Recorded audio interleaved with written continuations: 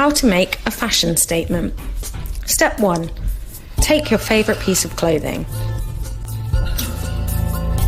Step 2. Turn it inside out to show the label. Step 3. Take a picture. Step 4. Ask the brand, who made my clothes? You've just joined millions of people in demanding the fashion industry changes. Because fashion isn't working. Poverty wages, pollution, and unsafe working conditions are the reality for the people who make our clothes. Asking who made my clothes shows that you want fashion that's beautiful, fair, and safe for everyone. And when you speak up, brands will listen and act. Make a fashion statement that matters.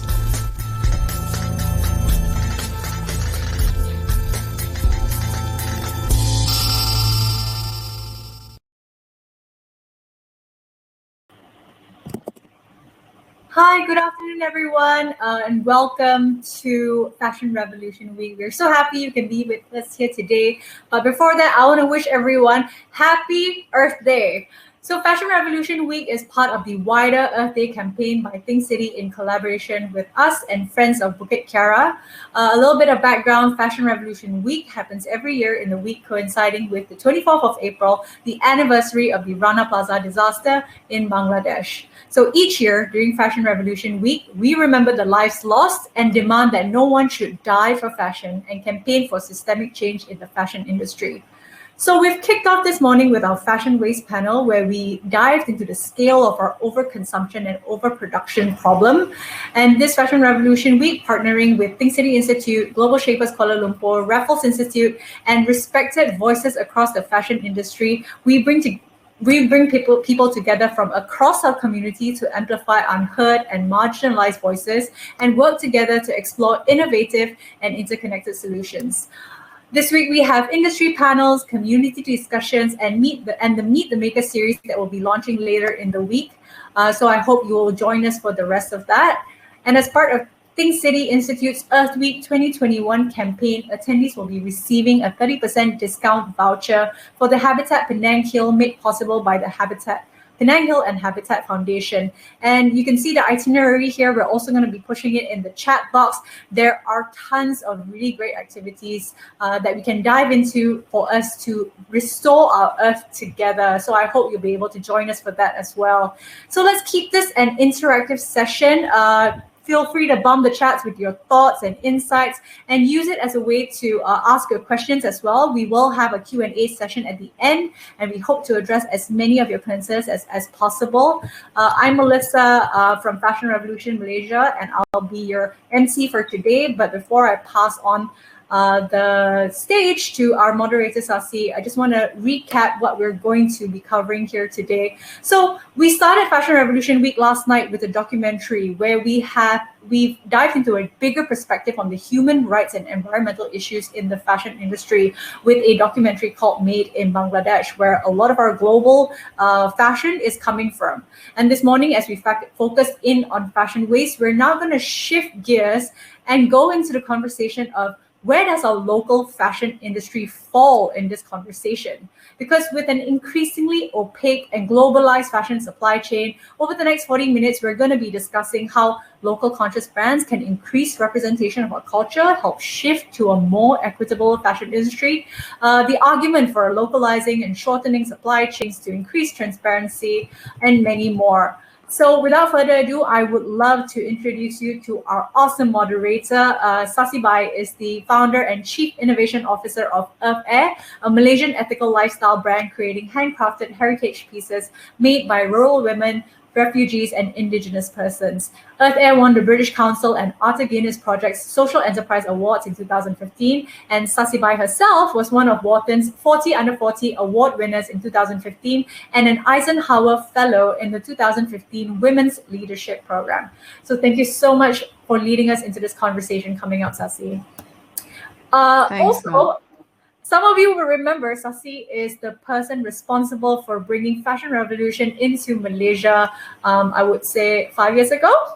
And we're very thankful for that, for kicking it off here in Malaysia.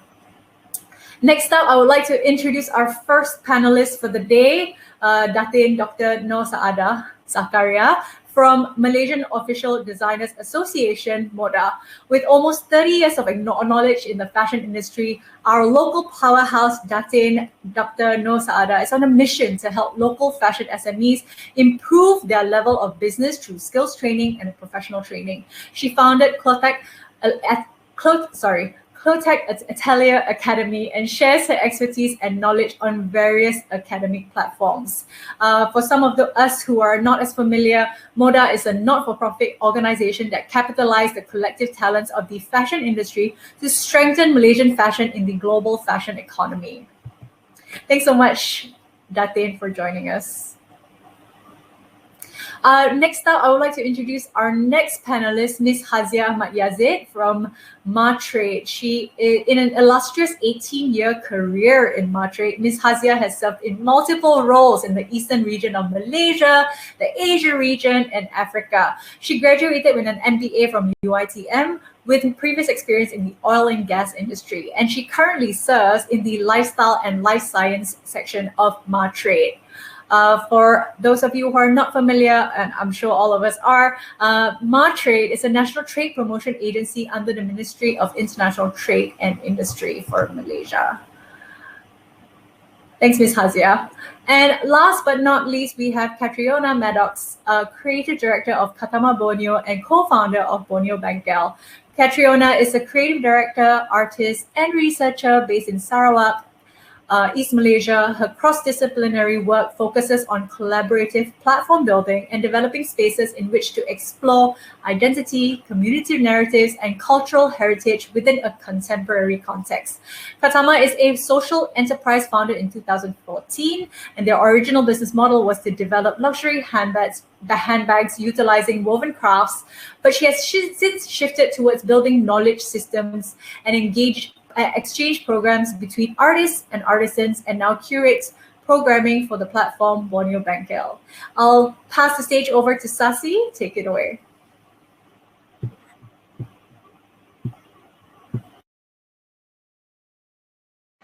Sasi, you're muted, so just a quick reminder for all our panelists. Sorry. Thanks. Thanks, Mel. Thanks for the introduction. Oh, did we just lose Dr. Nusada? Oh, there you are. Okay, great.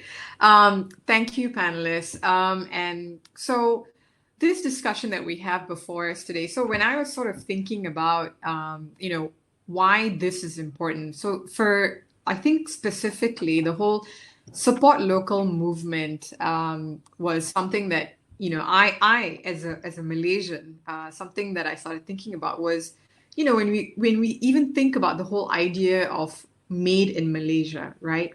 So when I first started Earth Air, the whole idea of being proud of made in Malaysia didn't seem to be, strongly held belief amongst the Malaysian population. It's like if you see made in Italy, you're like, oh, okay, it's quality.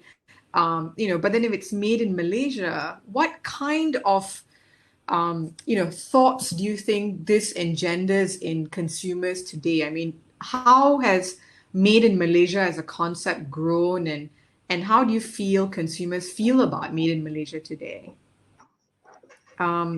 Perhaps, Ms. Hazia, you could try to, since you're from Madrid. Okay, thanks, Asit. Okay, for Matrade, definitely we have to look at both perspectives for the international market and the local market. First, I touched briefly on the international market. Perhaps this discussion is more towards local. One of the Matrade agenda is definitely promoting the Malaysian brand, which is Malaysian, made in Malaysia products. So as I said earlier, Matrade covers a lot, not just lifestyle. We have during the COVID pandemic, definitely rubber product is important. Our rubber product is considered the best in the world. We now supply 67% of the world rubber glove. Even with full capacity, the company cannot accept any more. People keep asking for more Malaysian products, Malaysian rubber. So that is one perspective. We have quality Malaysian product. But for the local market, actually I've been in Matrade for the Eastern region since 2008. So I see it during that time, people don't really accept Malaysian brand, Malaysian made in Malaysia goods. But after several years, nearing with the digitalization, with the mobile phone getting better, before this there's no mobile phone. So people are more open in that sense. For example, like clothing. Clothing, I think, yeah, we have local Malaysian brand that is accepted. But there is also challenges definitely because certain people look for cheaper option. That's why with the Shopee, the availability of Shopee, all the online portal shopping, people tend to go forwards to cheaper alternative rather than brand. But it's not saying that they don't appreciate Malaysian brand, but we have to segmentize, you know, which population of Malaysia we need to target. Definitely not all, because during the pandemic, people are affected. People sometimes choose cheaper alternative, but we have to go also for those who are able to pay more, who have a consciousness, the CSR. They just need the story, I think, sometimes. But even if you see like Nilofa or Dark, you know, or Siti Katijah, they are premium brands. So Malaysian people accept some of Malaysian made product, but we have to segmentize. That's my opinion. I think, well, I mean, sorry, I in terms Yeah, of the sure. brand you mentioned, are they actually made in Malaysia or are they just Malaysian brands? I think that's a difference here as well. I think there Yeah. are definitely quite a number of Malaysian brands, but they don't make their products here. They are designed here, but not made here. So, Dr. Nusada, I just saw you nodding. Would you mind giving us your thoughts on this topic as well? I think when I mean, the topic of like supporting local products, I think we need to really define what is the real meaning of taking your own product. What's happening here in Malaysia itself for our own fashion industry, we do not actually have the real made in Malaysia, like what the rest of the world are thinking of. Like when I was in the US back in the 90s here, they were once campaigning about made in USA with pride. We are buying our own product that is made by Americans. And the same goes to UK right now. They're having their own, you know, with the COVID and everything, they are building their own manufacturing plant already. And the British are the one who's going to produce. So we are supposed to move towards that. We should be saying that with pride, we are buying our own products made by our own people, by our own resources. So that's the real meaning and definition if you're saying that you are supporting locals.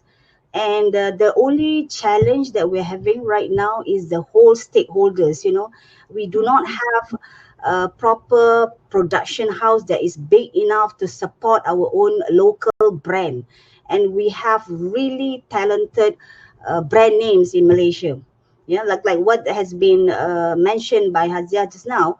Yeah, we do have big name owners, but then they are not producing here, and that is a big challenge for us. Why they are not producing here? We need to do a lot of things here. Like from the my background, educators, we need to educate a lot of people to become specialists in producing so that they can be part in the industry, and we can have the big industry to support our own brand, and then only we can say, hey, Malaysians, come and buy from us, or else we cannot do that. That's my opinion. Yeah, I mean, I think you made some really good points there, and I think part of the issue is obviously cost, right? Because I knew when I first started Earth Air, and we started making bags, and I contacted so many brands that were making bags and shoes, and I said, hey, where do you make? Can we also make with your factory, or can you make for us? And every single brand that I contacted that had achieved scale was making their products outside of Malaysia, right? So I think that's part of the challenge, is that, is it cost? Is it our labor cost? But a lot of clothes are made here. I know that, there are a lot of brands, international brands like Nike and sportswear brands that actually have huge factories in Malaysia that sew the clothes for them. So clearly, we're not that uncompetitive, but a lot of production is still happening outside because it's cheaper or the quality is better. If I may interrupt you, it's not that we do not you see, we have a huge factories here that are producing, and we know that as the contract manufacturers, the agenda and the type of clothing that they are producing are for the big brand products, and they are simple products, they are sportswear mostly, and the fashionable products are not being produced here in a big scale. And we do not have but we do not have that many to support the factory. So what we are doing now, in the sense of the institution that are training the students in the fashion design programs, we need to put in more skills agenda in them. We have a lot of academies that are doing programs that are training designers, but we do not have the right skill sets to be impart to them. So we need to actually work together, the skill set, the skill institution with the academia, the colleges and the universities, to actually fuse in the right skills so that we can be opening the right factories to support the fashion products. So we have got entities that supporting the big brand names in the simple products, but then we also need the complicated kind of fashion products, So this is the challenge that we are facing now in Malaysia. We need to work really hard in understanding what are our challenges, and thus also at the same time educate the locals to really appreciate our own products. That's my opinion on this one. So it's not just a matter of cost, actually. Even if we can produce at a cheaper rate, but we do not have the skillful people to do it as yet. Yeah. If there's something that I could add on as well. I mean, I think it's also worth acknowledging that Malaysia is a nation that's divided by a sea. So the challenges and issues that you have in West Malaysia are even more greatly affected by in East Malaysia. For example, any shipping costs are so much more for East Malaysians. So if we want to buy in supplies, if we want to buy in materials, to actually make that cost worthwhile for us, it's really challenging.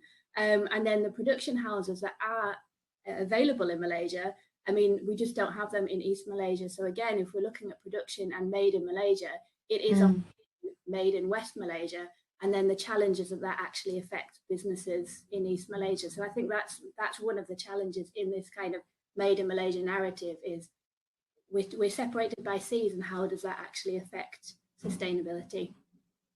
So Kat, do you find that then perhaps for brands and producers in Sabah and Sarawak, it might be easier to work with someone outside of Malaysia for production than even, Semenanjung?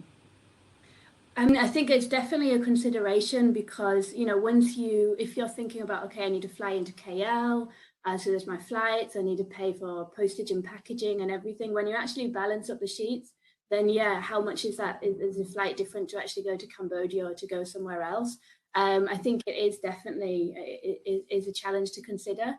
Me and Sassy, we've had this conversation before, and I'll give the audience a bit of a background to it. So I run a social enterprise called Katama. We work with rural communities, specifically focusing on woven art using natural materials such as rattan and bamboo. And when we originally set up our social enterprise, we wanted to create luxury handbags, because the idea was we've got this beautiful craft already, but to elevate it and to create a product that will get the most revenue back, that we can then inject back into our communities, it was really to go to that high-end luxury brand. And so we got some international designers in, we got our products ready, we were at the prototyping stage, and then we started looking at the production. And we realized, okay, if we want any hardware, the clasps and the clamps and all of the parts of the handbag, they come from China. Okay, so we're going to have to import them from China. Okay, you know, right now we need to produce the bags. Looking around Sarawak, looking around East Malaysia, we don't have factories there. Are we going to train up 20 weavers? Okay, well, how much is that going to cost us? Sorry, are we going to train up 20 sewers? How much is that going to cost us to create a production house in Kuching? Okay, we don't have the capacity for that. Let's look at West Malaysia. Let's look at a factory there.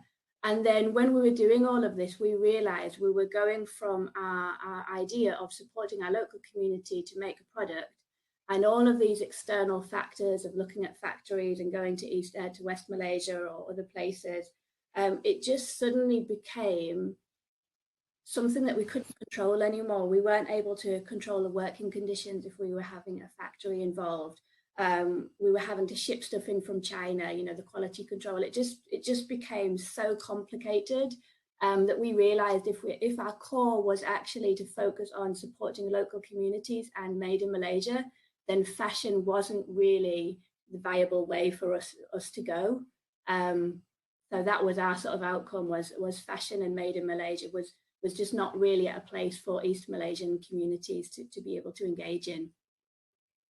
Yeah, I think the point that you've made here, I mean, is as in our topic for today, is that, you know, I think having local production does open up greater transparency and responsibility in the brand and in the production standards. You know, because if it is made locally, I mean, there's actually a comment, you know, someone says here, Natasha says, you know, the brand may be local, but they may not be made locally, right? So the thing is, when it is made locally, you have greater ability to be able to track how it's made and who's making it and whether people are being paid fairly, etc. But I mean, to be fair, there are ethical and responsible businesses and factories around the world as well, you know, that one could partner with. But it just means that, you know, our local abilities and skills are not built up. And I think that's part of the issue here. You know, Cik Hazia talked about how, you know, Martrade has been trying to grow local production. And, you know, so for example, when I have spoken to local producers that used to make bags, for example, they just said, oh, I have to shut down because I'm not getting enough orders. And then I was like, oh, but why aren't you not getting enough orders? Because there's so many Malaysian brands that are selling bags and shoes and clothes. But then, you know, the owner of the factory told me, oh, but they are making it all in China. You know, I'm not getting enough orders to keep my people and to keep my factory running. And that's a sad fact, right? So it's like, it's also designers and makers that are in Malaysia, you know, not necessarily using local production. And now local production has dwindled down, and the people that were left have shut down. And now, you know, it's quite difficult to produce locally. So this is one of the conundrums I feel of supporting local fashion production in Malaysia. So it's definitely very much small batch, small scale at the moment. But here's another question. You know, other than the fact that, you know, it increases transparency, I'd love to hear thoughts, like, you know, on why do we think that the whole local production is important? You know, we've covered some of these points earlier, but you know, because our government, for example, is supporting like electronics manufacturing, right? And so it's about contribution to GDP in the end, and how, you know, how much the government invests in different industries based on how much they can contribute to the GDP. So, I mean, would anyone have any views on, you know, other than the monetary policy and monetary values, of why it's important to support local production? I mean, I think from our perspective, local production of rattan products, it means that if you are supporting that craft and making it sustainable, then there's so many factors that are connected with that. So, for example, if the rattan industry can be proved to be a sustainable and viable business model, well, we need the forests and the natural environment around it. And we also need the elder weavers to be training and teaching the younger weavers. It also enables rural communities who have got limited opportunities for economic growth to be able to be producing something and making money, which then enables women to support their children in their education. So for us, the reason why supporting local is so important is because that craft and that product is really at the heart of so much social support systems, and it enables lifestyles and tradition and culture and heritage to continue by making it a sustainable thing.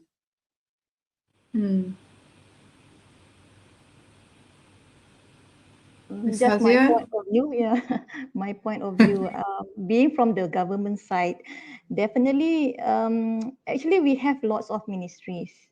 We have to take into account that why we more focusing on E&E, for example, not really focusing on E&E, because actually we have our sister agency, which is MIDA, Malaysia Investment Development Authority.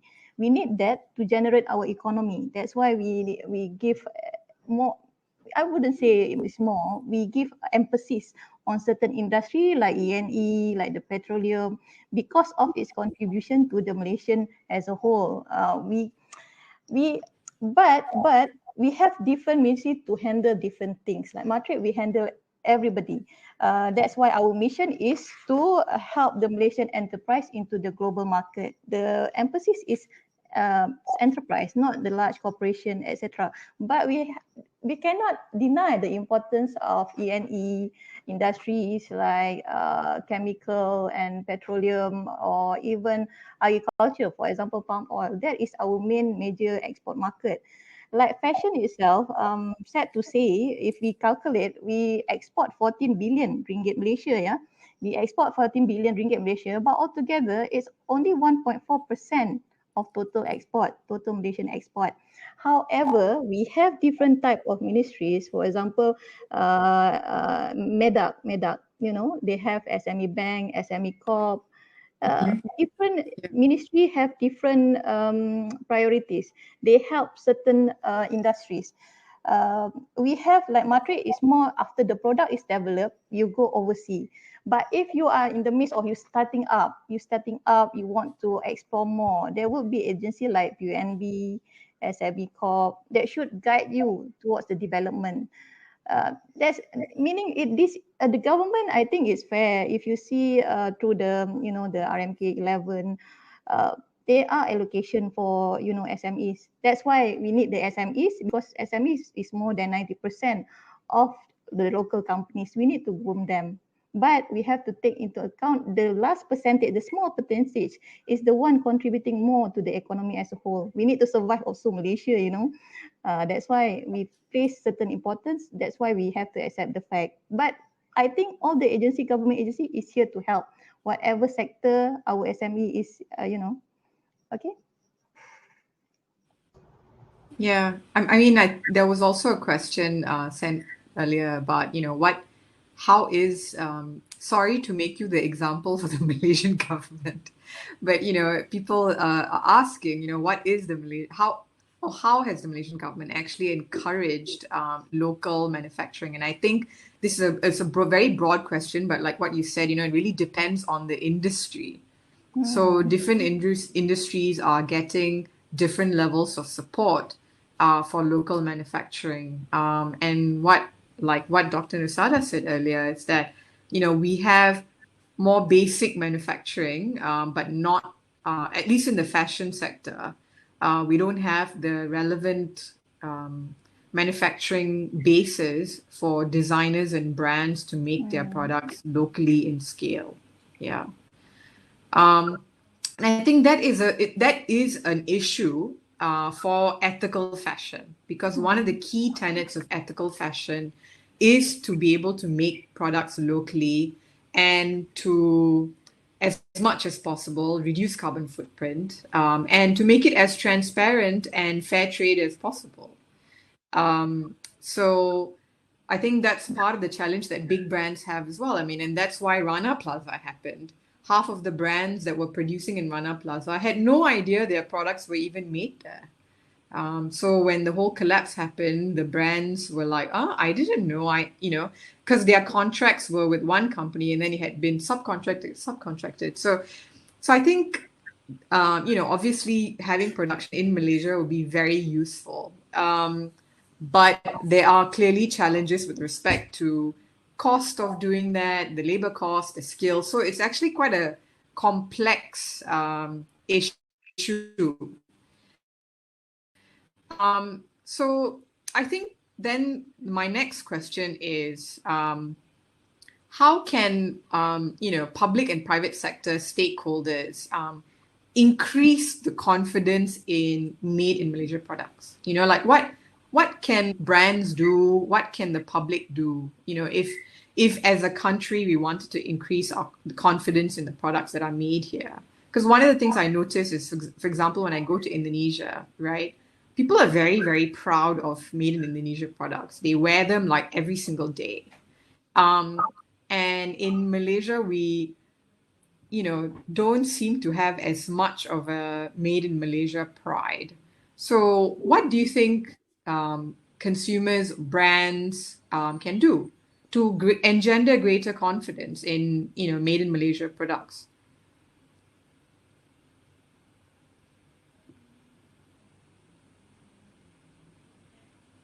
Anyone?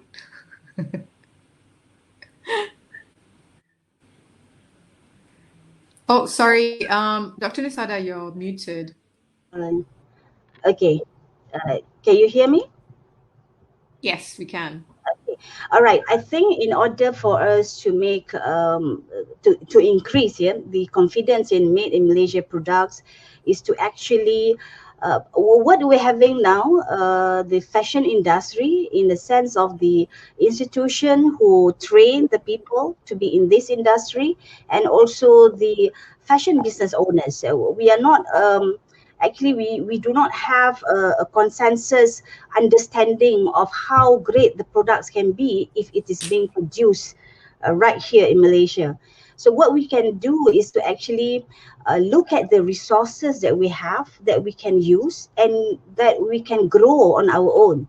You see, the appreciation of our own resources and then build into our own products, and also imparting the heritage that we have. For example, the appreciation of our own heritage fabrics are not being used totally, like we do have, we have our songket, we have our batik, and we have our Borneo, the East Malaysian poor fabrics that are highly appreciated by the people outside, but not here in Malaysia. So Yes. I think you see, what we are supposed to do is to really produce good, highly acceptance product by the international first, and then we can do that, and we can offer both products to local and international. Then only I think we can appreciate made in Malaysia products, or else we can't do that. And you see, when you were mentioning about Indonesia, how Indonesia work. When they want people to go buy their products, they do not let people to straight go into the store or in the shops. They will start bringing the people from outside, like, come and follow me to see the process, the appreciation of how the products are being made in detail. And they will start to showcase their own resources, and then by the time we go into the shop, we appreciate the total makeup of the product, the components. And the way they express is the knowledge of the product in detail, but not here in Malaysia. We don't have that level yet. So I guess we can start by campaigning what we have, and then showcase our own expertise here in Malaysia to produce our own product. Therefore, the institutions will need to play their role very, very well, so that the students that go out will become the workers of the industry and they know their products very well. And by then, the people who are us will start to say that, hey, we rather buy our own products. It doesn't matter whether it's more expensive or it's at the same price of the international products, but the pride is using our own products. That's the whole stakeholder that's supposed to play the role. Yeah. So I guess No, sorry. Continue. Actually, when we have this topic, I was very thrilled to give my voice, because I've been in the industry for a long time, and I don't see transition of us wanting to move towards making this industry really intact, like from every stakeholder.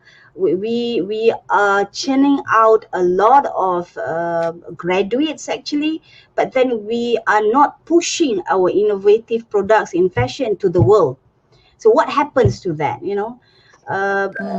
They need to be a very high consensus and understanding that the industry should play the role, the institution should play the role, the consumers, us, should start to voice out what is not satisfying for them to buy our local products. One very simple example that I am like really rallying on is the size of Malaysia. We do not even have our own size chart. We can't even build our own size chart to satisfy the own local people. Likewise, in other big world country, they have their own size UK, size US, and the nearest to us is size Thailand. I've been in this venture actually since 2004, fighting to have my own, bill on size Malaysia. But up until now, I don't get any, how do I say, support from anybody to say that it's important. But I guess with this voice, we can say that one of the sustainable elements that we need to start with is to build our own size chart first for the local. Yeah. I think you brought up some very interesting points, and I think part of this could be the issue of branding. The whole branding of what made in Malaysia means. I mean, for example, in a non-related industry like Singapore, right, has branded a lot of crafts and foods as Singaporean culture, right? They have branded it internationally and said, oh, nasi lemak is Singaporean and don't know what else is Singaporean. And all the Malaysians are like, we're shocked. But the point is that, like you said, Singapore has marketed themselves and the whole Singaporean identity. They've really spent money building that brand.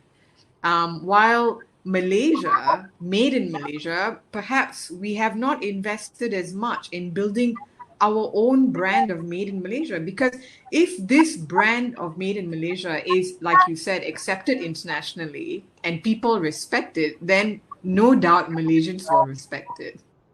Right? Yep. True. I think Kat, to add on to that, I think also it's quite important that we educate our consumers what made in Malaysia means.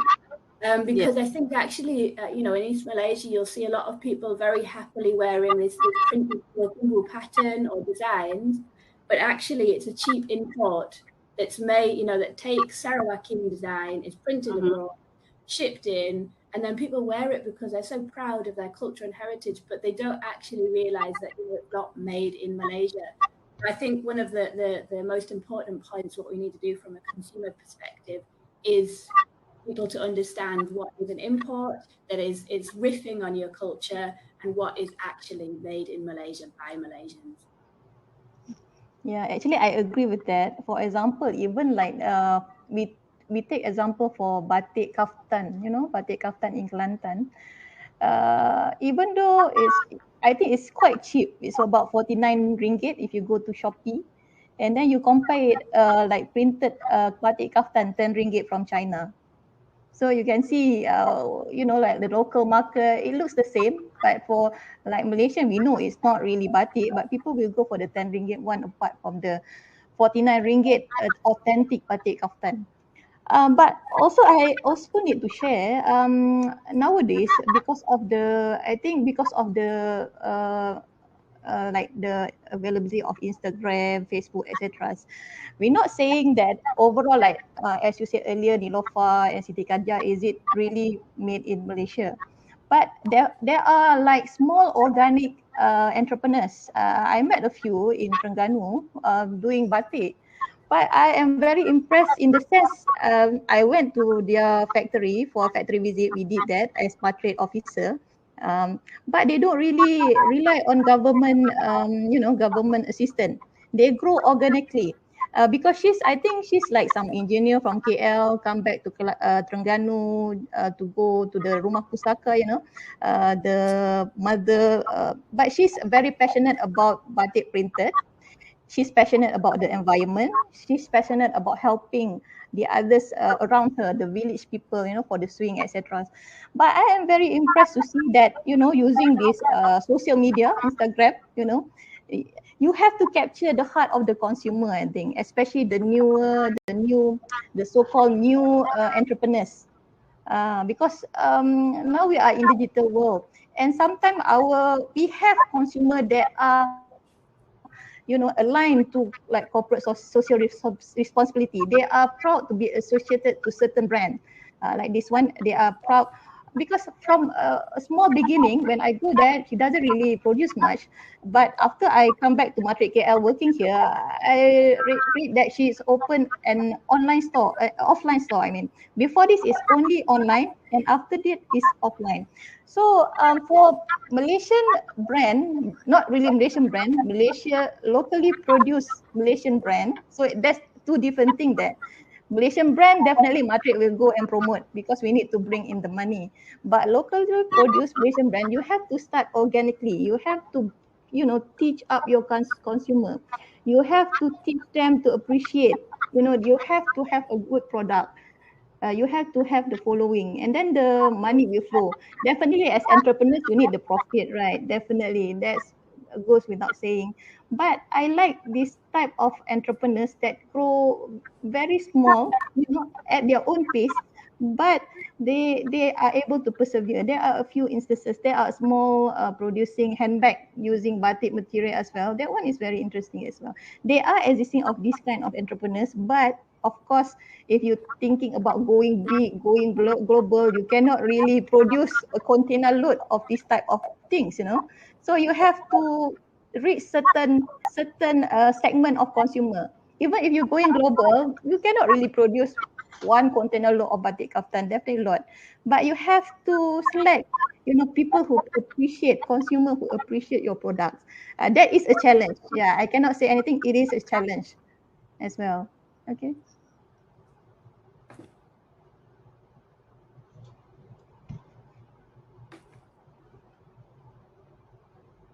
Sorry. No, you mentioned earlier that if it's a Malaysian brand, Martrade will promote. But if it's a Malaysian brand made in Malaysia, they have to try to grow on their own. I mean, so it means organically. If you have to be confident about your products, definitely. If you just because sometimes being in Madrid, I think all Madrid officer would say the same thing. People come to us, okay, what do we need to produce to go overseas? What will sell overseas? Definitely, we are officer. If we know that, definitely we go and become an entrepreneur ourselves. we appreciate. That's why I say in the wish list, we wish somebody who's passionate, who knows their products, who have their product, who is very, very proud of their product. They know their vision. If they come to us, even small companies, we will accept. Madrid will entertain. Madrid will grow. Definitely, there's no problem.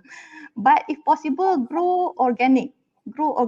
I think like Earth Hair, for example, your product, I think you grow organic. I don't think some of them, like myself, I don't really ever hear of that that brand before. Sorry, but same like the purse, batik purse in Terengganu. I never heard of her, but my friend heard of her because she's good. She's very active in Instagram. I'm a dinosaur. I like Facebook, so that's why different segment of consumer. But it's good to see that even though they're not going mainstream, they have followers. They have that believe in their product. But like these small companies, Matre is also keeping an eye on them. If they're interested, like the other one, the first one, she doesn't really care whether Madrid go and see her. She doesn't really say, oh, come, give me money, give me grant. She wants to do it on her own. So we respect that. But if she's willing and she's able, definitely Madrid will help. Okay. I mean, so, just being conscious of time here, I want to open up for Q&A. So, I mean, this is obviously not a, issue that we are going to find answers today, but I think, it's good that, we've learned about what are the issues that are challenges and, in the industry at the moment. So I wanted to just kind of ask a last question, like if each of you could see like, 3 changes in the local fashion industry, like what changes would you like? Starting with Kat. I think for me, I'm going to blow it out to even bigger. I think one of the biggest challenges in Malaysia is that your ministry is arts, tourism and culture. So arts and culture are always seen as a product that's geared towards tourism. And because of this, you're always looking about how you can use culture to attract and to please foreigners. So if you're always looking at how you package your culture for, external parties, then how are you kind of building that made in Malaysia for Malaysians? So I think one of the biggest shifts that would really help the creative scene in Malaysia itself is if art and creativity was seen as valid within itself for its own community rather than as a product for external parties to come and travel and become tourists within Malaysia. Good observation. Cik Hazia?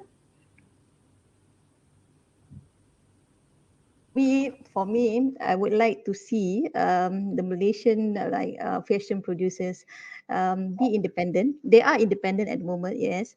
But for certain smaller one, if I'm from Madrid, so I have to talk about overseas market as well, to be in tune of what the global market wants. I think like for Malaysian, if you are a Malaysian fashion producer, you know what Malaysian wants. But you have to build that niche, your own brand, your own aim, your own objective, your own plan. And if some of the plan doesn't happen, as what you want, you have to be agile, have to adapt. And secondly, as I said earlier, my wish list is somebody, because there's a lot of entrepreneurs. I'm in Terengganu for about 10 years. I am sometimes really, I think like batik producer, I wish somebody could take up their, their course, like the SME, somebody who could bring them together. Before this, there are, for like example for food and F&B product, there are people who wants to be like an umbrella, but it doesn't really take off. I think somebody who could be the leader in this need to be a proactive themselves, be somebody who's visionary. I hope for that. But Chihazia, just a comment on that is, is what Kraft Tangan is supposed to do?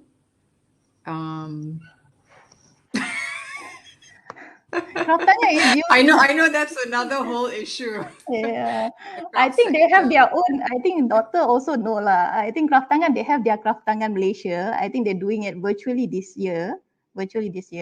So Madrid is in talk with them for NSP. We're doing business online. We're going to do B2B matching with foreign buyers. But as you know, nowadays, fashion industry is really taking a dip globally. So it's a bit hard. But Matre is, with everybody. We collaborate with everybody. Like Kraft Tangan, we do business matching as well to bring in people, buyers who are interested to see our Malaysian product. That is another segment. Like I said, like we need entrepreneurs, those who can go on their own. fight for their cause. We have grants.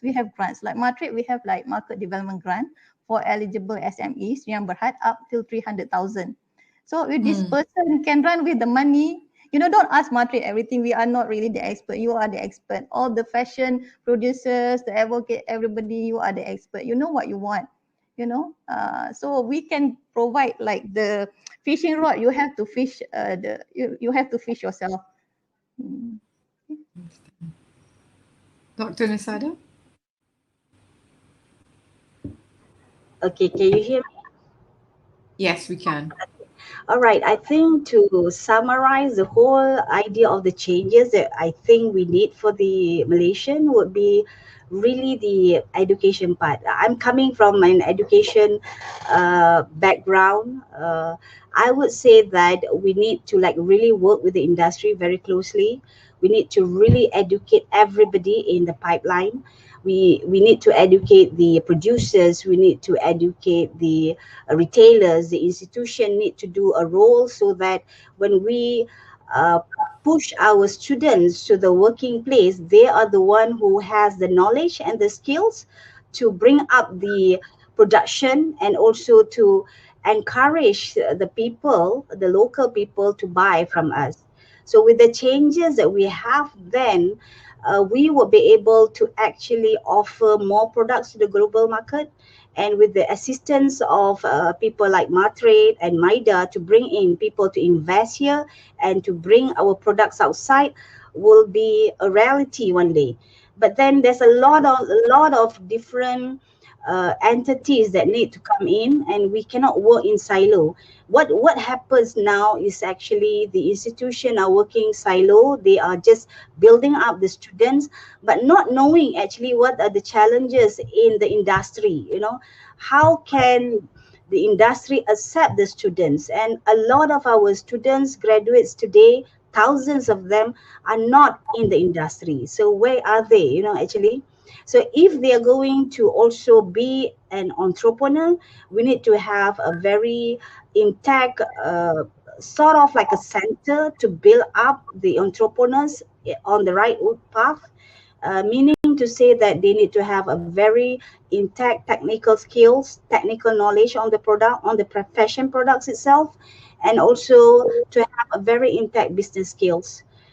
By then, I think promoting made in Malaysia, making sure that everything that is being done is done locally, and thus we can also make sure that our local workers are being taken care of nicely, not like what happens outside, So we can control the whole supply chain and the whole ecosystem. So this is the really changes that I really want to see in Malaysia, and not only talking about it, I'm building up different hub right now to support the agenda of making our own local products. Yeah.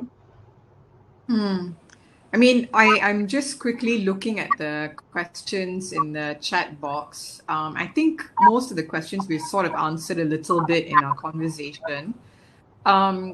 But one of the questions I was asked by, Natasha, she said, how do we exactly educate people about what is made in Malaysia? So one of the things that Dr. Nusada mentioned was about having the whole idea of Malaysian size, right? Like something unique to us. But I mean, it's not unique, Sasi. It is a must, If you are going to put something, you are actually, we are talking about the structure of a body, we must think that we are no longer garment makers, we are garment engineers. So you need to understand the different sizes, shapes, and proportion, because we are human beings, we are not the same. So we can't be having other people's sizes because it won't fit us nicely. And if it doesn't fit us nicely, we are going to produce not according to our size, and there will be a lot of wastage there. So the main ingredient to support Malaysian products for Malaysian is definitely, crucially, we need the size Malaysia. So I mean, like, having the size Malaysia, then we can start looking at the aesthetic value of the product, the design and whatnot. But the main product structure is made up from the sizes, and therefore if people are buying, they will be having the right choice. They know they are buying according to their sizes, and the information of the sizes should be there. Now you have all sort of sizes in your wardrobe. You can't even ask anybody to buy for you because you do not know what sizes there are out there.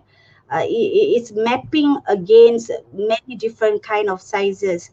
And that's one of my expertise actually, because when I did my PhD, it was on sizing, trying to really educate people that if you are going to wear the clothes on somebody, you need to understand the sizes first. If not, you can create fabulous designs, but if you can't make the wearer fit them well, that is the failure already. You can't say that you're producing good products if you cannot fit them. And if these people are going out to alter their products, if they are buying from either ready to wear or to the tailors and a lot of fitting, then you're not saying that you're doing a good job there. So those are the things that I am like really campaigning now, to make sure that the rest of the producers understand the impact of the clothing to the body. You need to understand this part very, very well. It's crucial. So this is what is happening in the international market, whereby if you see specifically, they have their base data of the sizes of their own local people, not like us, not yet. Yeah. So I guess that's the crucial part of the industry that we need to work on, which actually I'm behind it. I've been working on this issue for a long time, and I'm hoping for this year to push this agenda of Size Malaysia soon. Thank you. That's a great effort. Thank you for sharing. So we're almost, at the end of our session. I just wanted to ask if you have any parting words or anything else that you wanted to share with respect to our topic today. I think from my point of view, as I explained a little bit earlier, we've actually rejected going down the kind of product culture as product, as a product that you can consume and buy into. I think so much these days the initiative to support Malaysia, it's all about making a product that can be sold, that you can reap profits on, that you can return to the community. And I think actually what's interesting is if we kind of remove the finances from the situation and think about how we can have these conversations with rural and contemporary people, contemporary artists. How can we build conversations and skill sharing and knowledge transfer without it actually being a financial transaction? And that's something I think we can all really think about in the future. Thanks, Kat. If I were to have my parting words, just a very simple thing that I would like to emphasize would be on the wellness of the overall fashion industry, which consists of the institution, the producers, the retailers, and the consumers. I would say that all of these stakeholders need to be together in voicing out the challenges and sit together to see how well can we push our products to have the best quality and to make Malaysian brand the first choice of Malaysians. That would be my policy, I think, to make sure that Malaysians do buy Malaysian products besides having the choices of other products from the world. Thank you. Okay, from me, definitely for the fashion communities, please register as Matrix member to learn and explore the global market. Registration is free and can be done online, so you have to register as Matrix member. Okay, we also have ranges of assistance, be it nowadays we are handling lots of webinars, whether on sectors or also on markets. So you can join them. Also, it's all free and you can ask questions. We also have 46 offices all over the world. And sometimes our TC will be in this webinar, so you can ask them directly on certain market. Another thing, advantage of being a Matrix member, we also have our grants. As I said earlier, the market development grant for eligible export promotion activity up to ringgit Malaysia 300,000. And as well for e-commerce, e-portal, you can utilize up to 25,000 per company for eligible e-commerce portal spending. And for those who are ready to explore the global market, I think our officer there, Puan Azina, put in, we have quarter in New York from 19 to 21 September. So everybody who's interested to join in, please come. It's in the Matrix website, or also you can email Azina. She put in her email at the chat box. I think that's it for me. Again, thank you for inviting Matrix in this session. It's been interesting to hear the industry's view, where it's going forward, what's their, concern and also issues. Thank you, everyone. To end this session, I want to just say thank you to all the participants who have listened to us, and also to all three of the panelists. And I think if for Matrix, as mentioned, if there are any more questions, definitely please contact Puan Azlina. She's actually given her email. Thank you very much for doing that. And before we end, I was just wondering, Melissa, is there anything else that you would like to say before we end the session? Or Thanks, Sasi. I can take over and let you guys go. Thank you so much to all our panelists, and thank you, Sasi, for moderating such an insightful conversation. We'll say goodbye for now, and I'll take over to share a little bit more with the rest of the participants here today. Thanks for your attention. The panelists can bow out for now. Thank you. Bye. Thank you. Thank you. thank you. Thank you. Yes, for the rest of us here, I just want to leave off with some of the things that are happening for the rest of the week. We would really love to invite you to participate in this consumer behavior survey for the Malaysian public, because we have limited local data on consumer sentiment around the sustainability of fashion. And we've relied mostly on anecdotes or Western-focused studies. And we aim to address that misconception that the growing concern among consumers in sustainability is a Western concept, with a report specific to a Malaysian data set supporting a Southeast Asian study conducted by Fashion Revolution Singapore and Oxford Development Consultancy. So we would really appreciate for you to voice your concerns and participate in this, because this study, this data set will be used to instigate communication with local fashion brands and motivate them to move and make changes in the way that they produce. I would also like to share with you what is coming up in the rest of the week. Tonight, we have a session with Friends of Bukit Kera. How do you balance the development of Greater KL while protecting urban green lungs? This webinar takes a look at the instrumental role of community-based organizations in advocating for the protection of urban forest land and why your voice matters. We also are continuing Fashion Revolution Week tomorrow with this session, is sustainable fashion more resilient? Is the fast fashion industry facing an existential crisis? And how does the fashion industry adapt to not only this pandemic, but the bigger issue of climate change? And later in the same day, tomorrow, we have batik. Is it thriving or merely surviving? Batik is an iconic part of our culture, but is it mainly for tourists or national pride? We've touched on that briefly in this conversation today, but we'll dive into it more tomorrow. Why it matters for us to know how, where, and who makes what we buy, the environmental issues and challenges faced in the batik industry, and is there a risk that our Malaysian batik technique can actually fade away with the accelerated pace of fashion, seeing the market move into printing. And once again, to thank all of you today for joining us here as part of Think City Institute's Earth Week 2021 campaign. Attendees will be receiving a 30% discount voucher for the Habitat Penang Hill, made possible by the Habitat Penang Hill and Habitat Foundation.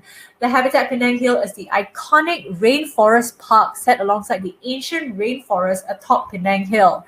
Enjoy breathtaking views of the island while supporting the work of the Habitat Foundation, which works to safeguard nature in Malaysia and beyond.